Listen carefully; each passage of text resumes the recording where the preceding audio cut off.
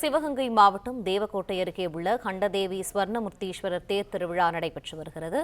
கூடுதல் தகவல்களை எமது செய்தியாளர் பாபு சரவணன் வழங்க கேட்போம். பாபு சரவணன், அந்த காட்சிகளை விவரிங்க.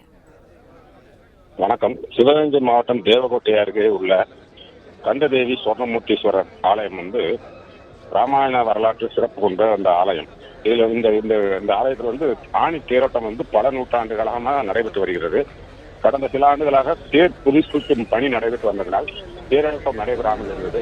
கடந்த ஆண்டு மதுரை உயர்நீதிமன்றம் தேரை அரசு ஓட்டுகிறதா அல்லது ராணுவத்தை வைத்து நாங்களே ஓட்டலாமா என்ற கேள்வி எழுப்பதை தொடர்ந்து கடந்த ஆண்டு தேரோட்டம் நடைபெற்றது. அதே போல் இந்த ஆண்டும் இப்பொழுது தேரோட்டம் இன்று விமர்சையாக நடைபெற்று வருகிறது. கடந்த 30ஆம் தேதி கொடியேற்றத்துடன் துவங்கிய தேரோட்ட திருவிழாவுக்கான கொடியேற்றம் இன்று தேரோட்ட விழாவாக நடைபெற்று வருகிறது.